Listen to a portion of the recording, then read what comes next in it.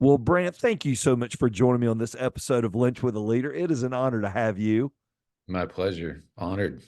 Well, I had a good friend give me your book, and man, it's a game changer. We're going to dive into that book in a few minutes. And so I see who you are now. Take me back to Brant growing up in Illinois. Who who Hmm. were you and who did you think you were going to be when you grew up? Oh, I was a nerdy little kid, and I didn't know who I was going to be growing up. Pretty honestly, pretty tough upbringing. And my dad's a pastor, and it was not a good family situation. We went through a couple divorces, and so a lot of trauma. So my brother and I were pretty much terrified all the time. So yeah, that made a bit. We moved about every year too for a long time. Wow. I think I lived 17 different places by the time I graduated high school. So all like little towns in Illinois and Indiana. And so yeah, that's it. And I wanted to be, I was telling you before, but I wanted to be a baseball play-by-play guy. And it didn't dawn on me till I was in college that wait a second, I can't see the ball. Like, how am I gonna do? I have terrible vision. Like, this is going to be a tough one to do play by play. So I wound up doing radio just kind of by default. I became a newsman, and then they just would leave me on longer and longer, and I wound up doing my own show and stuff. But yeah, so that's who I was. Pretty nerdy kid, very into baseball statistics. Couldn't play the game very well, but I love the stats. Well, a lot of people, a lot of baseball guys would say you'd have been a great umpire if you can't see well. So that would have Yeah, been great. You might have missed your profession, man. You might have just missed it. So you grow up in a tough situation, but faith became part of your journey. Talk about how that tough upbringing in and out of different churches, in and out of different towns. When did yeah. Jesus really become real to you?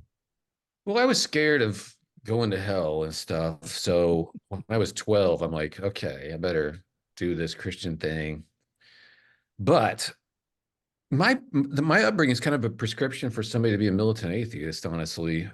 And people ask me about that, like how in the world do you square like what you had to deal with in church and watching all these sermons and then going home and being scared.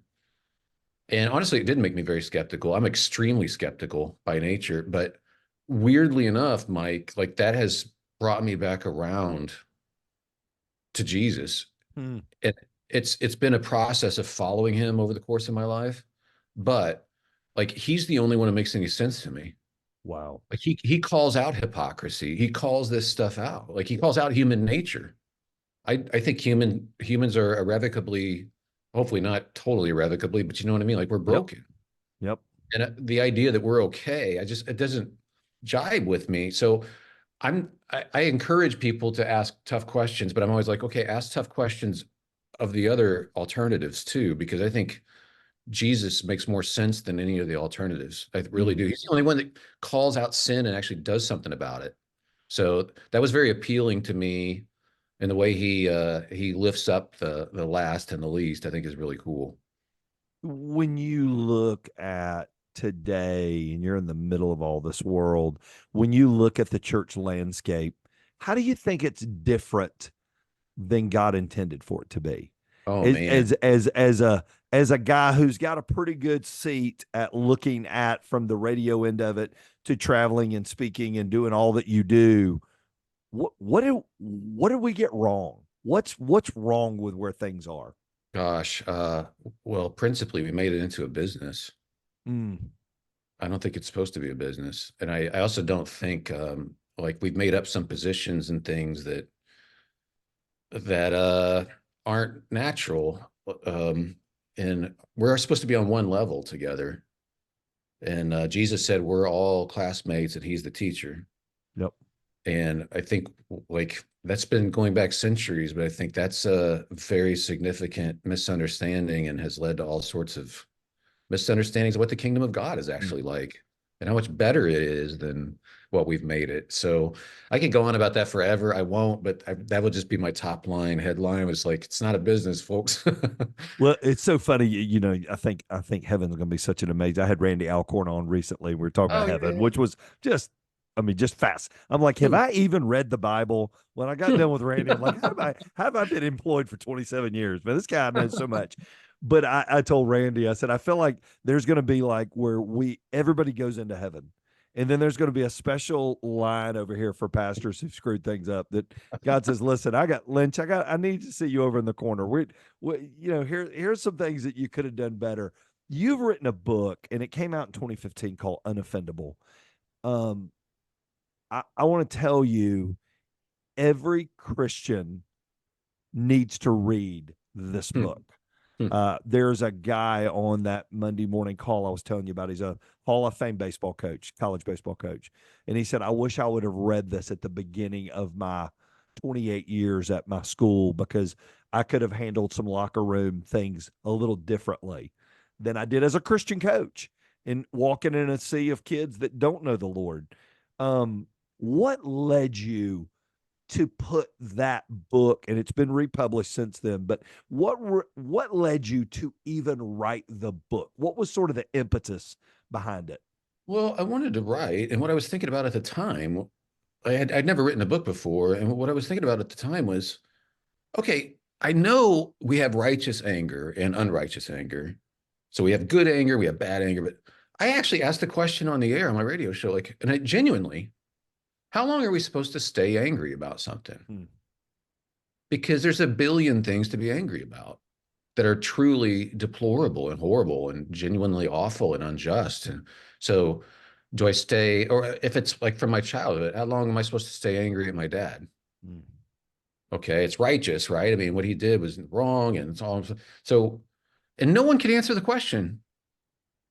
Like if there's righteous anger, and then the other thing I was wondering, like, okay, if we have good anger, how come there's not good anger in the Bible for humans? Where is it? Because it's always listed in the negative list. Get rid of all anger and bitterness and rage and jealousy. Get rid of like, it's not in the fruit of the spirit. Love, joy, peace, anger, goodness, faith. Like that's not in there. And no one can answer these questions. And so I was doing it's for me a deep dive trying to find where we got our idea that we have righteous anger, and it's not in the Bible. Hmm. There is no righteous anger in the Bible except God's anger. His anger is righteous. Jesus' anger is righteous, but they're not sinners. God is not a sinner. I am. And Jesus even tells the story point blank about a king who forgives a guy a lot, and that guy won't turn around and forgive someone. And so and he says you have to forgive as you've been forgiven. Like, apparently, what we're supposed to do is forgive people. Hmm. And we don't do it because they deserve it. They don't deserve it. We do it because we didn't deserve it. And this changes everything. Like, if Hmm. I had to think through that, like, okay, what are we supposed to do with our anger? How does this work? Because the world, our larger culture, has no answer for that. You can read Washington Post, New York Times. They'll talk about epidemic of anger in our culture because of politics or everything, honestly, everything. And people are even angry if you're not angry enough about the thing they're angry about. They're That's angry. right. So what's the answer? And their answers are things like, well, you should go for a walk or listen to some music or, do some meditation or take a deep breath. And they never mention forgiveness. I mean, this is our ticket out of this problem. Hmm. Hmm. So that's what got me started thinking about it. And then whenever you write about something, as you know, like it becomes like this extended rumination on the topic. And I was struck by how consistent the Bible is about our need to get rid of our anger as quickly as possible. In fact, before the sun goes down, if we can. Hmm. You make a statement right at the beginning. You say we should forfeit our right to hold on to anger. Why is that so important to make a decision in advance? I know I'm going to get angry. That's going to happen. It's a natural human emotion. Why in advance do I need to forfeit my right to even hold on to it? Because it reestablishes who you are and who God is and what he's Mm. done for you. Apparently, if we believe this story for real about Calvary, I'm responsible for that. So an innocent man, because of me, like if I really believe that, I stand pretty guilty. For me to not turn around and forgive somebody else because they did something, well, who am I? Mm. That's But that good. forces you into a place. If you decide at the beginning of the day, I'm not going to be shocked by people doing what they're going to do. Like that's just being wise, number one. Like at some point you have to go, look, they're going to cut me off on 75 or whatever. Yep. Like I shouldn't be shocked by human beings doing human being stuff. My boss does stuff, my boss does. My wife, my brother, my whatever. Like continuing to be shocked by human nature is foolish. But just deciding ahead of time, I'm going to forgive everybody today before they Mm. even do it is brilliant. It lets you focus on what you need to focus on. You're not going to be consumed by anger. You don't lose sleep. Here's another thing. By deciding to do this, and you can do this, it becomes a discipline. You get better and better at it. And like it's healthier. Like, so I note this in the book. I talk about this neuroendocrinologist. He's the leading endocrinologist in the world at Stanford, Robert Sapolsky. But he talks about like humans are really the only creatures like us that like will get ulcers from stress or from holding on to anger. It's like we're not made for this. You're given anger in a flash. It's fight or flight response. That's supposed to be used in an instant. So for an animal, it goes away in 15 or 30 seconds whenever the issue is over. Like they run away from the lion or they get eaten, like whatever happens. But humans, he said, we can hang on to stuff forever and keep that anger in our body, and it destroys us physically. Like keeping that cortisol spike, the adrenaline levels, but it causes heart problems, it causes weight gain, it causes you to look older, it causes like all these physical issues on and on. And here's Jesus saying, I have a better way to live where you don't borrow trouble from tomorrow. You don't imagine threats that haven't even happened yet. Mm. Don't keep anger in your body. Like it's a brilliant way to live and live longer, frankly. You make the statement, the thing that makes me angry is the thing I'm called to forgive. What stirs me up most is what I need to forgive most. Why everybody listening to this call, not everybody that listens to this podcast is a believer. And I know that, but majority probably are. Um, why do we feel like I'm entitled to feel this way because what they're doing is wrong and it offended a position that I have? Why don't we feel entitled to that position? Yeah, I think we don't fully appreciate what God has done for us. Mm. Because if you think about it, let's say you do take this seriously that I'm responsible for I don't even live I don't all of us, none of us even live up to our own standards. If we wrote down all the things we said people ought to do, we'd find that we have fallen short of that, right? So we're all guilty of that. But even if you like if imagine being let off for murder, you're guilty and you think you're going to be executed and then suddenly the judge comes in and says it's all over, you get to go home, you're free. Imagine driving home from the courthouse. You think you'll never see your family again. You'll never see the sun again. Now you're out in the sun driving home and you're thinking of your family. You're on your way home. Somebody cuts you off. Do you freak out Mm. and cuss them out? Probably not.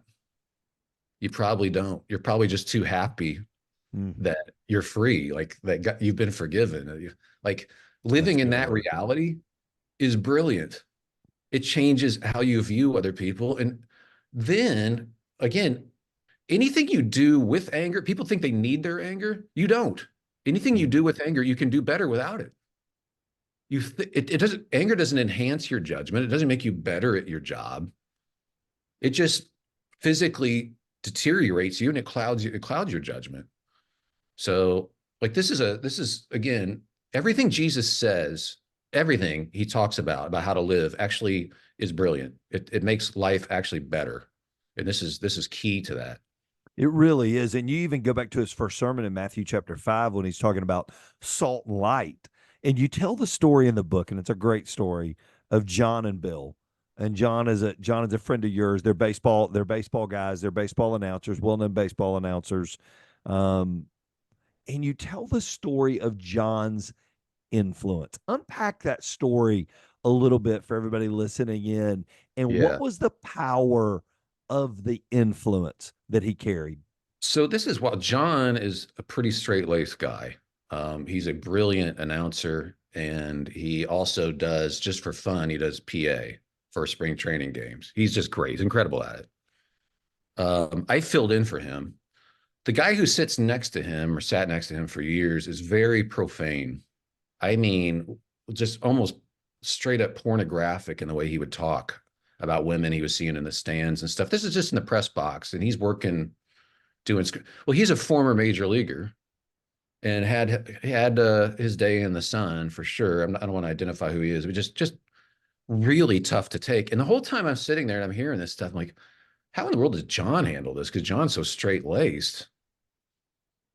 And so this other guy, Bill, I changed his name, but he's like, do you know John? He said to me, like, yeah, I'm filling in for John because John asked me to fill in for him. He's like, that guy, let me show you what he did for me. And he goes and grabs this plaque, and it's a cover of Sports Illustrated that has Bill on it from back in the day. And John had it made for him and had put a message on the bottom of it. It was beautiful to Bill.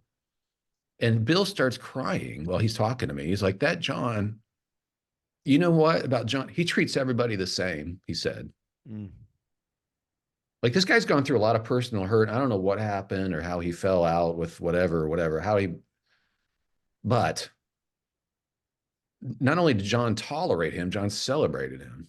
And he didn't flinch at the way he was. He's not scandalized by cuss words. He's not like, I can't hang out with this person. Like, there's something beautiful about that. Like, eventually, if you're going to be offended by people, eventually you will be offended by everyone. Yep. And you could walk away from everyone. And some people try to do that and they wind up very lonely, angry old guys. But like, or you can go, you know what? I know people are broken. I'm not surprised. I'm not scandalized. I'm going to celebrate this guy instead. And you could see, like, it's just unbelievable. This former major league, pretty significant guy has been broken, but starts crying because John was such a gentleman. And I thought that's one of the best things. I emailed John the next day. I was like, I think that's the best testimony I've ever heard from somebody. Yeah. Like, in your absence. Thought that was pretty cool. And literally, it's what you think Jesus would look like. Right. I mean, Jesus, who got the moniker friend of sinners, that's what he would look like and live like. Why do we push back on that? Why do we feel like it's righteous to push back on that and go, yeah, but you got to let him know where he's wrong? What would you say to that? I think we've been taught wrong. Mm. And Dallas Willard said this, and I look up to Dallas Willard a lot, like a philosopher at USC for 30 years and a pastor and writer. He said anger is American Christians' biggest problem because they're not taught out of it. Wow. So I'm trying to teach people out of it. And I think the reason we think we're supposed to be angry about this stuff, like somehow we're supposed to mete out justice in the world instead of trusting God. So, and that's tricky because I have to talk about the justice issue. This always comes up with people. They're like, well, what about injustice? Aren't we supposed to get angry about it? And my response is, we're supposed to actually do something about it. Mm. Anger doesn't help. If it were true that anger helps fight injustice, we should want police to be angry. But we don't want that because it clouds judgment. It doesn't help things. Like, anger hurts. It's destructive. And the Bible, again, is very consistent about that. Anger resides in the lap of fools. Mm. But we have dressed it up and made it like, no, I need to be angry to fight injustice. We don't want judges angry ruling. We don't want the military acting out of anger. But there's something wonderful about people who will address injustice, but they do it out of love for the vulnerable. Mm. I mean, that's pretty cool. And you do it better. And Willard said, anything you do with anger, you can do better without it. Wow. And I think that's true. I found it to be true. And again, you do it because of what God's done for you.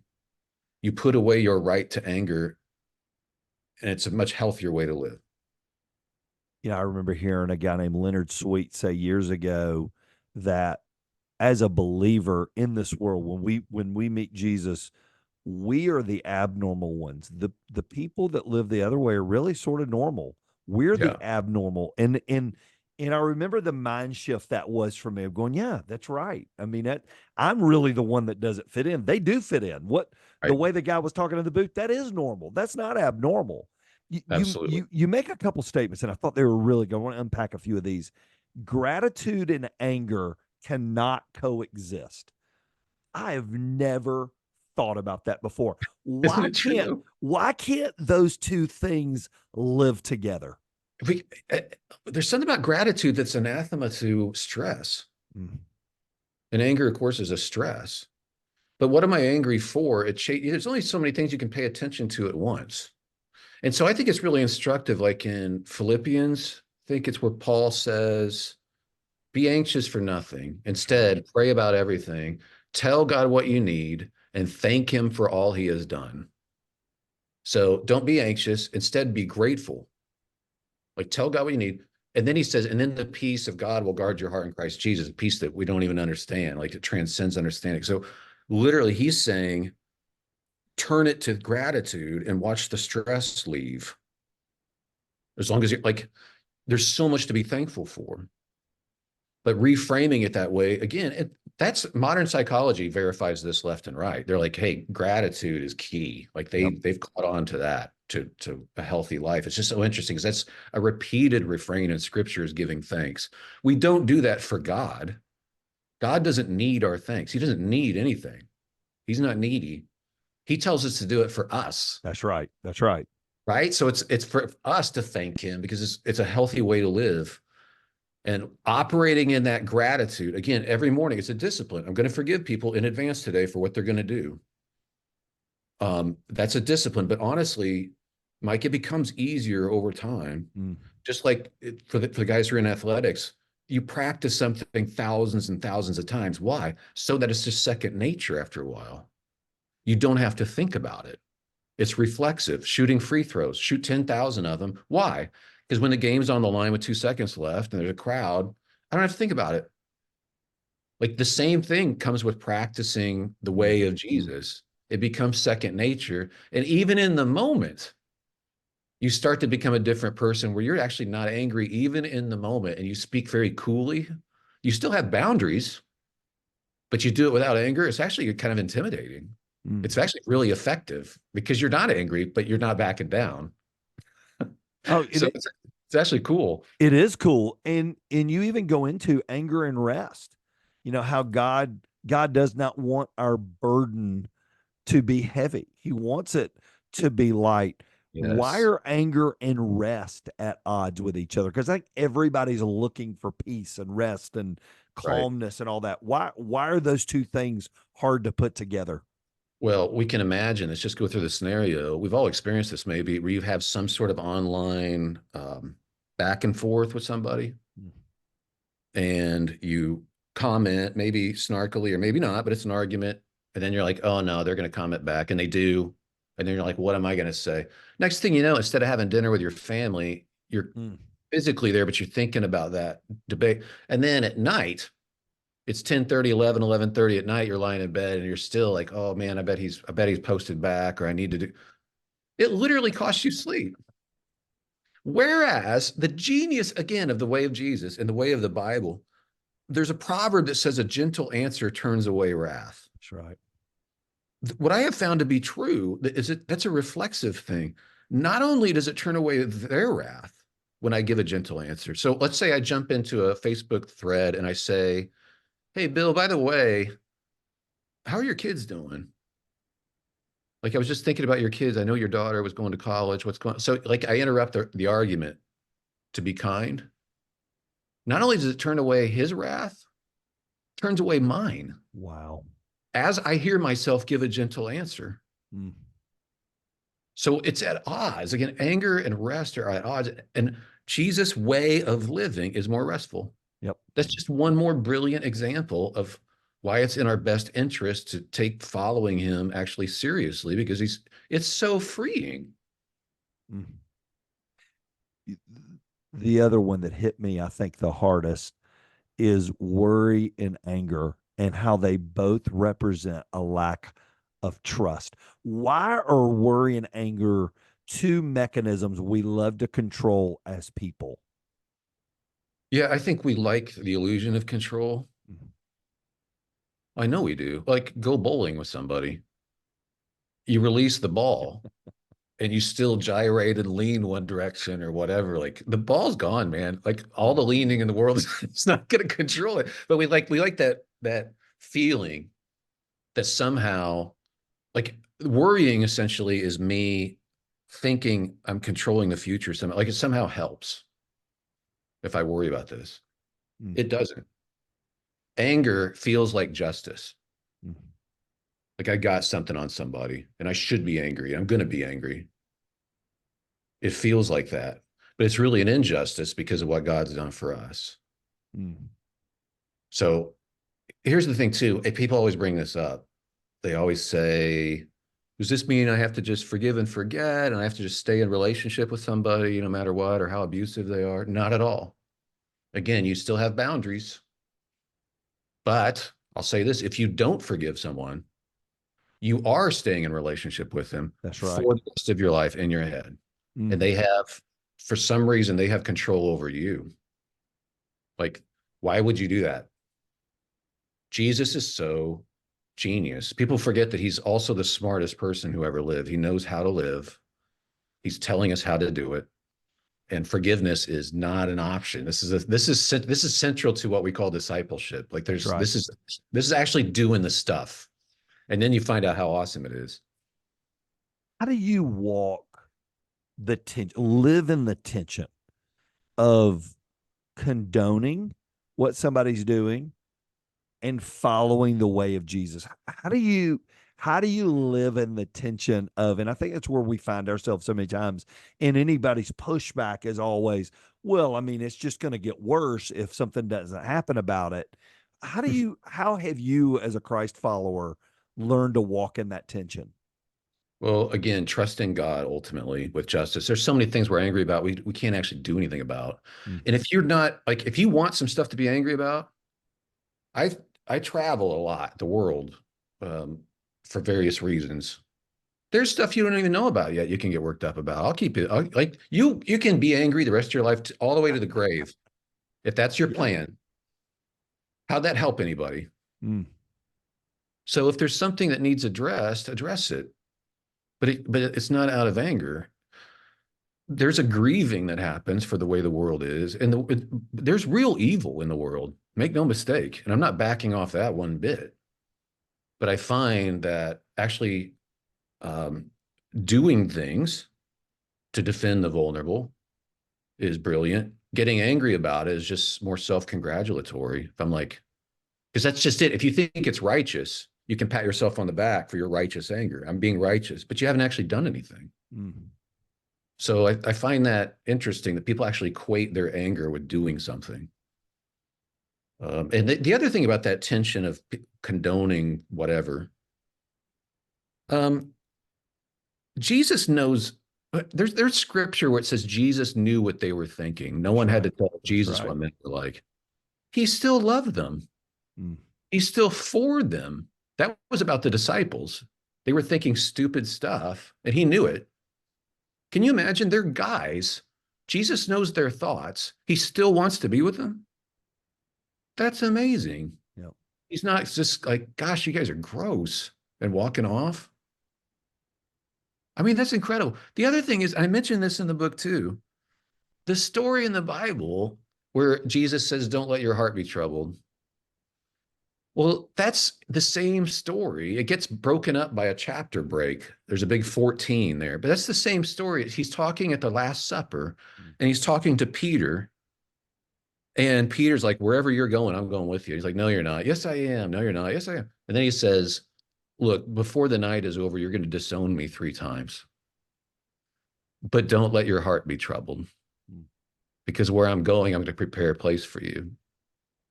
That's the continuous story. That's We right. break that up because there's a chapter break there, but imagine you're going to disown me tonight 3 times, but don't let your heart be troubled. Mm.